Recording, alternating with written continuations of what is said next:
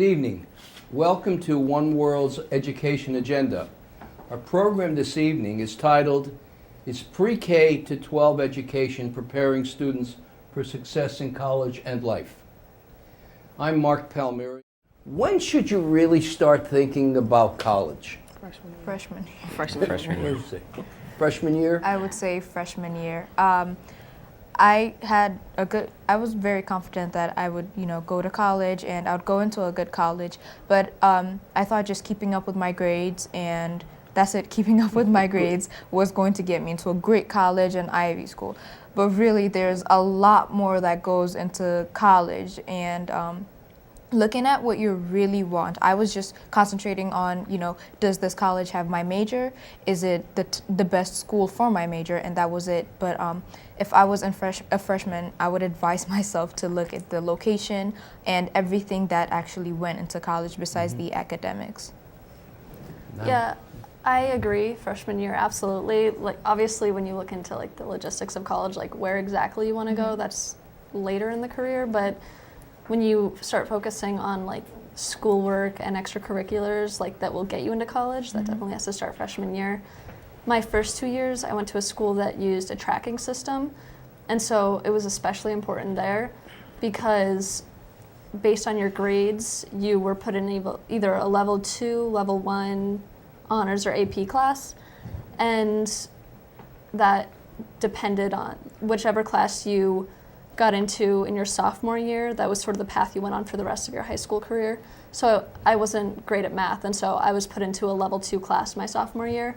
And then towards the end of the year, we were asking our teacher, like, how can we get up, like, in a better class? And she was like, yeah, there's no set path, so, like, we're going to have to set aside time to talk about it and everything.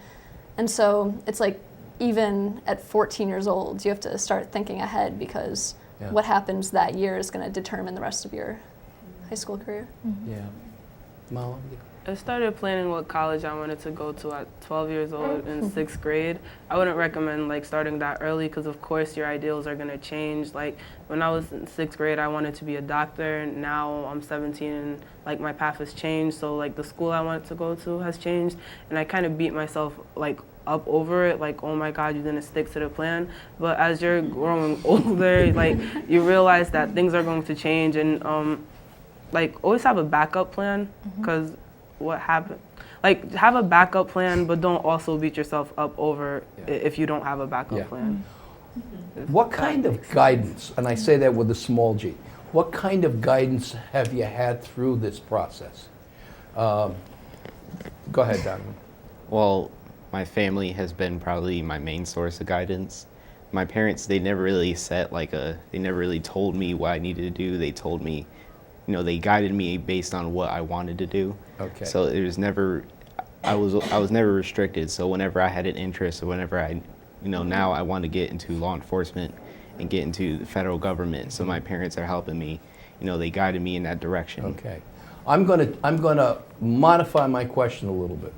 What kind of guidance in school are you getting to take you through the process? Cora? So I think the guidance in school, like, there are definitely like administrators and like I think teachers that specifically deal with like counseling, like a college counselor that really helps you out. But I think especially my school is really big. The biggest counselor has been like Google. Just because when you have Cross is really big too, like 1,000+ kids in a school, like you have to be the one who like says like I want to do XYZ program, like I need to know what you do. So like Google really has been like a really big help in like how to apply to college in general. So I think that's just I see everybody nodding. Yeah. And I think the other thing is that how many seniors are as motivated as you collectively seem to be? Do you have many peers that are as dedicated to this process as you are? A lot of times I think that people throughout their high school career, they like try but like not as hard as they could, like they don't live up to like their full potential. And then when senior year hits or like towards the end of junior year, it's like, oh, I'm going to college next year. And so like they really start getting going. And so it's difficult then because you have the motivation now, but in the past, like the past doesn't reflect how you are now. And so I know that that's a hard place for a bunch of people I know. Let me ask you, I'm going to broaden it a little different way too. You've all basically inferred that most of your courses, content-wise, have been a challenge and worked well. You've got a lot of time and effort in. How you produce on a daily basis is very, very important. You're never sure when another foot's going to drop or another test is going to come up. How do you balance, or how well do the courses help to balance the technical content and what I want to call the human relations factor? I mean, how well do you balance that out in a course? Or do they make that attempt at the course, or is your focus primarily academic? Go ahead, David. I would say my focus is primarily academic, Okay. especially as a senior. I want to make sure that I get the best grade that I could possibly get. As seniors, I think most of us are taking even challenging courses like APs and such, and it doesn't really give you room to concentrate on other things besides your coursework. Okay. It's a very heavy course load. So Okay. my focus is purely academic. Okay. Mama? I'd be 50-50 because in the past I've been introverted and I wouldn't really focus on social life. And as I've looked into the college applications, they want to see that you're social, and they also want to see different aspects of you and not just basically academic stuff. So as a senior, I'm trying to find, the work also helps me find a balance between academics and social life, because to apply for certain positions in the school, such as student government or Miss Senior or a representative of the school, you have to maintain a certain grade point average. So it pushes you to work hard and also be able to play hard in a sense. Carl? I think in high school, it's become, for a lot of us, it's become so about test scores and so about numbers and GPA and colleges expecting you to be the superhero who's super social and does extracurricular activities and then maintains this amazing GPA through all of it. And that as a whole is frustrating because they want us to be healthy, they want us to sleep, they want us to have a bunch of friends, and something has to go if you want to have this goal. And so that has just been something that's really been frustrating, this entire I don't know if it's a numbering system that they have where they kind of SATs and GPA and grade, everything has just become numbering. And so something eventually has to go, and that's usually social life if you want to go get into a really good college. Yes. That's precisely why my focus has been academic. I really agree with the fact that she says it's all numbers. And in the beginning, especially freshman year, they don't really emphasize the numbers. And then junior year, all of a sudden, you're hit with all these numbers. Okay. And you're expected to have known about them the whole time. So starting junior year, you see a lot of people putting in a lot more work than they're used to, which stresses a lot of us out. I have always been focused academically, and I have always been confident in my academics. But then when I got to senior year, all these numbers kept calculating who I am as a student, and I found myself not to be, at average or a little below average or not good enough for college because of these numbers. But then, like she said earlier too, Google really helps you understand that you are above average, and colleges are looking more than your numbers. So I appreciated that. Yeah, I would have to say that a lot of students tend to worry about testing. The sort of mantra, oh, I'm worth more than my number, has gone on a lot. And I think that while numbers do play a major role, colleges really do want to take a look at your extracurriculars. So it can be really hard to manage that, as Coral has mentioned, to have a social life while maintaining a good GPA. And I think that we all need to find that sort of balance. Yeah. Okay. How do your parents help with that balance, or do they tend more towards keeping that focus on the academic and the scholarships and what you're going to be doing with your life?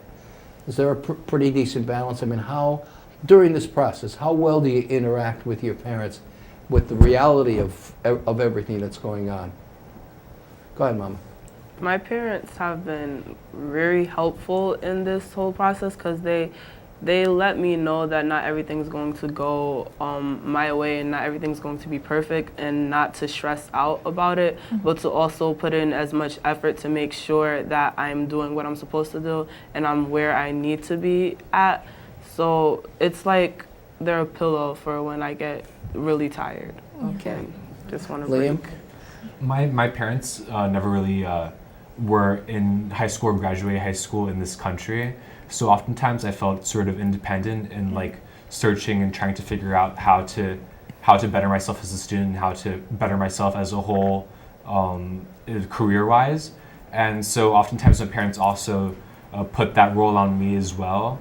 And so oftentimes I feel that like Google is my best friend and I'm often trying to help myself just because I don't really have anyone as an adult figure who can really guide me. Max? I was going to say my parents, on the other hand, are very involved, and my mom gets like a notification every time a grade is put in my school, so she's sitting me down every night talking with me about, you know, why I got a B on something or anything like that, so she keeps me in check. Same with my father, but they're both very conscious of my social life and they are generous with it, but academics are a big priority and they want to make sure that I'm pushing myself as hard as I can. Good. Colby?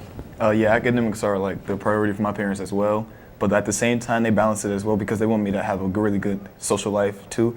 So like they do like he said, I do get the they get the notifications when the grades come in to their email, but they also like say, what are you doing this weekend?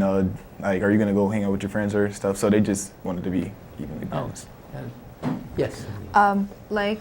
He said, I have a single parent, and she also did not attend high school in America. So really, it's me and my parent going through the system together.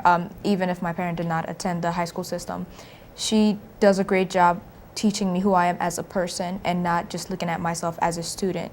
She takes me out of that perspective of looking at myself as just a student, which is usually associated with the numbers, and she helps me find myself as a person outside of school independently. So my parent has been able to help me develop my characteristics and be me as a person rather than a student. You know, these are very interesting comments. I've heard parents who might say, I'm not able to help my child because I haven't finished high school or I didn't go to high school. And yet your comments, you know, the role of a parent is so much more or can be so much different in terms of supporting you guys. You know, one of the questions that we talked a little bit about in the preparation here was this sense of personal identity and a sense of group identity. I need to say this to you. I sense that you guys are all very strong, all have pretty strong personal identities. Are you part of a group? Is there a group identity at all at your schools, or do you have a circle of friends who are as dedicated to this process as you are? Do you mean like social cliques? It could be a social clique, sure. Well, I would be considered very motivated in my academics, while my friends, people will claim that they're not as motivated. So I don't really see, like, I hang out with different cliques of people, well, not cliques, but different groups of people, because I want to be able to, like, when I go to college, I want to be able to match that diversity that I've had in my high school with the diversity that's probably going to be on the campus. So I don't want to limit myself to just one group of people and have a culture shock when I'm in a different environment. Colby? Yes, going back to what she said, I tend to go hang with different groups of people as well.